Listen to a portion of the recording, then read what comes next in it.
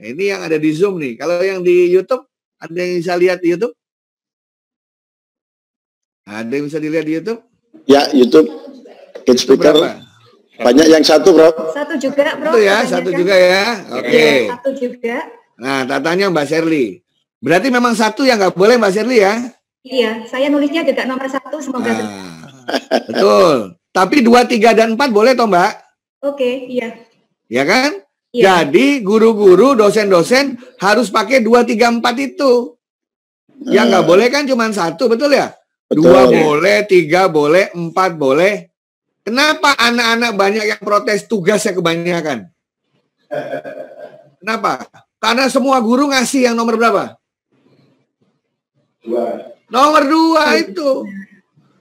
Jadi masalahnya satu sekolah, guru-gurunya nggak saling ngomong, tiba-tiba semua ngasih WA lewat orang tuanya, WA-nya suruh kasih ke anak-anak, anak-anak suruh ngerjain tugas tuh, semuanya di nomor 2. Ya terang aja anak-anak marah, jangankan orang tua, saya dikasih gitu sama bos saya juga saya marah gitu kan ya. Saya misalnya punya 10 bos, semuanya ngasih nomor 2. Ya terang aja kita merasa tidak nyaman. Jadi banyakkan guru-guru itu misalnya ada 10 mata pelajaran, itu ngasih tugas semua di 2.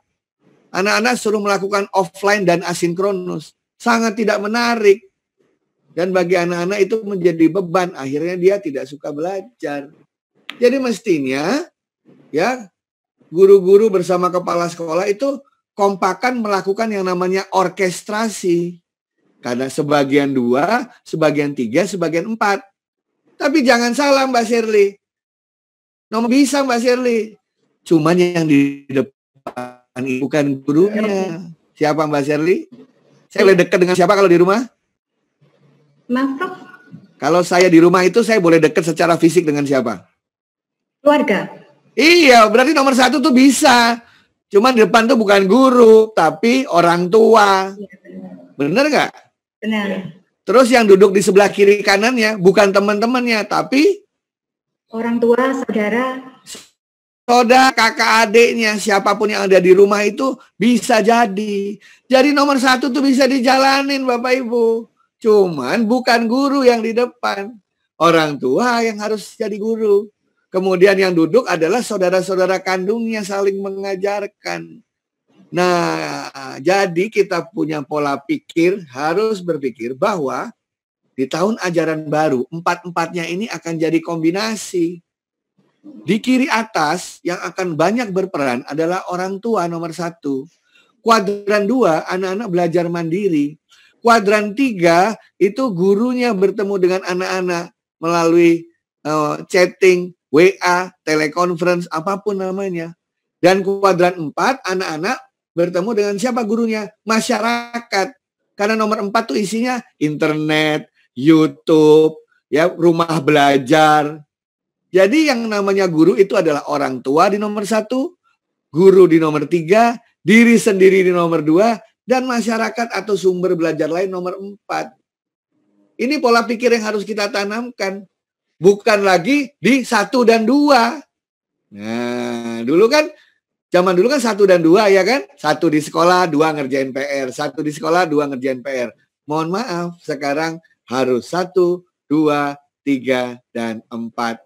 Berbarengan alias dicampur, blended. Begitu. Jadi inilah model pembelajaran baru. Nah, jadi nanti Bu Sherly, ya, jangan ada lagi yang nanya begini. Kan lebih bagus nomor 1, Pak. Ya itu nggak usah ditanya lagi, memang lebih bagus nomor 1. Tapi nomor 1 lagi nggak boleh. Semua tahu nomor 1 lebih bagus karena bisa saling ketemu. Tapi nomor 1 tuh lagi nggak boleh. Ya gitu kok masih dibanding-bandingkan. Nomor 1 tuh udah nggak boleh sekarang. Nomor 1 harus diubah. Anak-anaknya nanti nggak sebanyak itu. Jam pelajaran juga nggak selama itu. Begitu. Ya. Nah, oke. Nah, jadi sampai di sini dulu. Ada yang nanya nggak, Mbak Sherly? Karena ini pokok ya, ini pokok. Pola pikir itu sangat pokok. Ada yang nanya nggak, Mbak Sherly? Ya. Sebelum saya lanjutkan. Ya, Prof, sebentar saya. Di chatting itu tadi saya lihat ada yang nanya tuh. Gimana? Sudah ada. Nah, coba. Ada pertanyaan, Prof, bisa saya bacakan? Coba baca, Mbak. Jangan susah-susah. Dari Berlian, Ibu Ya. atau Bapak, MAN 3, Hulu Sungai Tengah. Ya. Itu banyak tantangan yang kita hadapi, terutama guru. Misalnya ada guru yang kurang bisa TIK. Bagaimanakah cara kita menghadapi tantangan di tengah zaman yang selalu berkembang? Khususnya dituntut pembelajaran daring, apalagi ada wacana di Mendikbud bahwa pembelajaran daring ini bisa permanen seperti yang tadi Prof. sampaikan. Sederhana Bu Sherly. Kalau saya nggak bisa, gimana caranya supaya saya bisa? Belajar. Ya udah itu jawabannya, nggak ada cara lain. Lah, belajar itu adalah DNA-nya guru. Saya berkali-kali mengatakan begini Bu Sherly. Ketika guru berhenti belajar, maka pada hakikatnya pada hari itu juga mereka sudah berhenti menjadi guru. Benar, Prof. Ya, lah katanya belajar sepanjang hayat. Ya ini kesempatannya belajar sepanjang hayat. Jadi guru harus memiliki dua, motivasi sama kemampuan. Kalau kemampuan belum ada, jawabannya apa? Training. Jawabannya apa? Belajar. Kalau motivasi nggak ada, kalau keinginan nggak ada, ya harus diberi motivasi. Harus ada willingness dan ability. Seperti itu, Mbak. Ya caranya cuma belajar, Mbak. Nggak ada cara lain. Nggak mungkin tiba-tiba disuntik apa terus langsung bisa, nggak bisa. Nah, tapi yang penting guru tersebut harus open mind. Saya kasih contoh ya, open mind itu seperti apa. Saya mengajar di satu sekolah, ada guru. Gurunya ini adalah guru zaman saya, Mbak Sherly. Jadi guru zaman saya itu ngajar anak saya. Oke. Dia gaptek, IT enggak. Tetapi dia open mind. Ya, dia open mind. Tahu cara dia ngajar bagaimana? Bayangin, nih guru matematika belajar integral. Integral itu kan harus nyoret-nyoret toh ya. Ngajar itu kan harus nyoret-nyoret. Dia nggak tahu gimana cara pakai mouse dan lain sebagainya kok. Tapi dia itu open mind. Jadi oleh sekolahnya dibuatin aplikasi sederhana. Tiap hari dia membuka handphone. Dan di handphone itu tinggal mencet satu klik. Maka dia langsung terhubung ke siswa-siswanya lewat Zoom. Oke? Nah ini sekolahnya pinter. Kenapa? Ya kalau orang yang sudah usianya di atas 60 suruh install Zoom lagi, ya kan? Suruh open lagi, ya pasti susah lah. Tetapi sekolahnya di sini kreatif. Ya Bapak kan punya handphone, ya buka saja handphonenya, klik icon yang sudah kami sediakan, maka hari itu Anda langsung bertemu dengan siswanya. Senang gurunya, ya kan?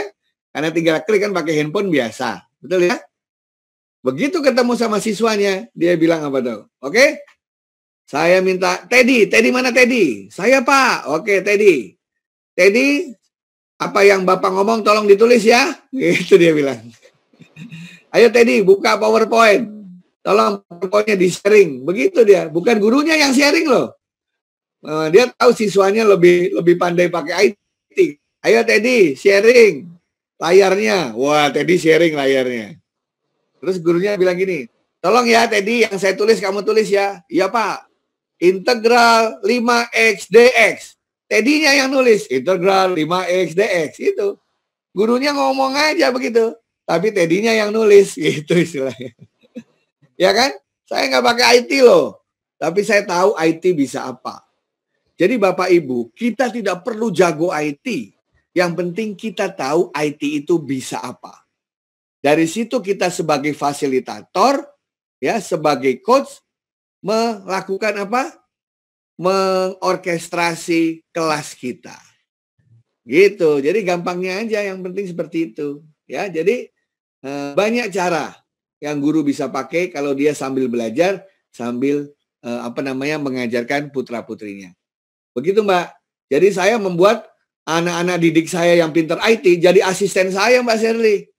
Okay. Saya tahu dari 25 anak tuh ada yang 3 jago IT. Langsung jadi asisten saya. Nah, besok tolong ini ya, bikinin ya. Nanti kasih lihat teman-teman diundang nih mana kok belum pada datang semua. Ayo Teddy, ini kok belum pada datang semua, hubungi gitu. Bukan saya yang capek-capek WA satu-satu sebagai guru, enggak. Guru kan punya otoritas ya kan, dengan caranya masing-masing. Nah, jadi guru harus bisa menjadi manajer kelas yang baik ya. Guru itu kan pasti dihormati oleh siswanya gitu kan.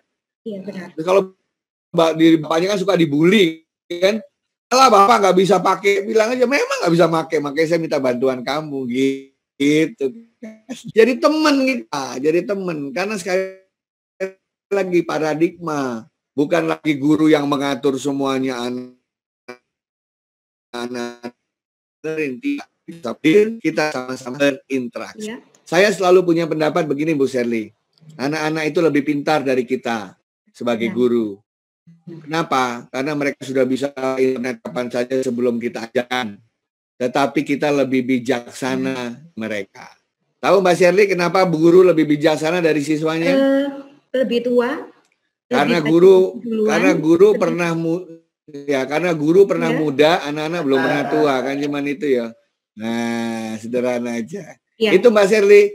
Jadi Bapak Ibu guru jangan khawatir, yang seperti Anda seluruh dunia sama. Seluruh guru seluruh dunia ini lagi belajar. Nah, belajarnya dari mana? Kalau dari YouTube susah, dari internet susah, paling gampang belajar dari anak, belajar dari cucu. Nah, itu paling gampang itu. Nah, itu Mbak Sherly. Saya lanjutkan ke pertanyaan kedua, boleh Prof? Bagaimana caranya untuk yang di perdesaan, Prof? Ya. Dan pedalaman karena sambungan internet belum sebegitu canggihnya. Lalu bagaimana untuk mengatasi hal tersebut, Prof? Saya tanya dari Bapak Abdul Rahman. Ya, saya tanya Mbak Sherly. Tadi saya bilang PJJ belum tentu online kan? Iya, benar. Sekarang saya tanya, dulu waktu universitas terbuka baru dibuka tahun 48 kalau nggak salah, emang udah ada internet? Belum. Nah, dulu belajarnya gimana? Ayo, siapa yang mau sharing? Mungkin Pak Darto, Pak Prianto masih ingat. Dulu UT itu belajarnya gimana coba Pak? Pakai apa coba? Ayo. Saya ingat dulu dikasih modul. Dikasih modul. Ya. Modulnya lewat mana Pak? Modulnya lewat mana? Lewat kantor pos. Tuh, modul pakai kantor pos. Sekarang saya tanya, kantor pos tahun 48 dengan kantor pos sekarang majuan mana? Jauh. Kan jauh toh ya. Nah, Bapak Ibu sekalian, namanya PJJ itu tidak harus online. Offline bisa. Contohnya, ada satu guru pedalaman, apa yang dia lakukan? Dia datang sebentar ke kota, Pak Pri. Ya. Dia diminta oleh desanya ke kota. Tahu di kota ngapain, Bu Sherly? Dia datangi satu sekolah, dia copy semua. Dia copy semua materinya, ditaruh di flash disk. Ya, oke? Materi pembelajaran SD, SMP, SMA, dia pindahin ke flash disk. Kemudian dia pulang lagi ke desanya yang ada komputer tapi jaringannya biar pet. Ya sudah, dia buka secara offline. Dan itu mereka bisa belajar.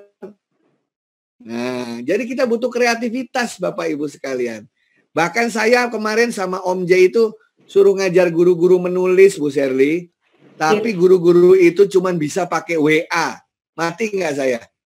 Saya suruh ngajar 200 guru, cara menulis, cuman mereka bisa pakai WA doang.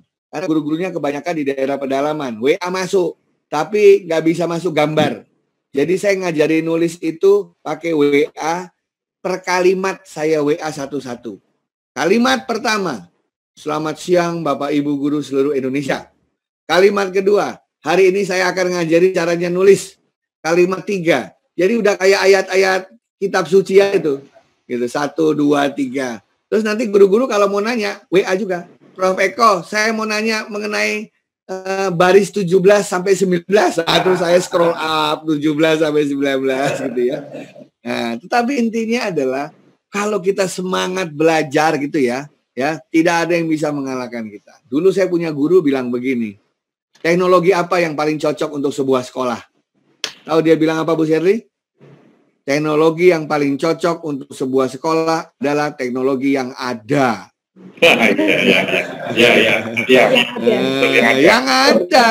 Karena kalau jiwa kita adalah jiwa guru, kalau DNA kita adalah DNA guru, apapun yang ada di sekitar saya akan bisa pakai ajarin.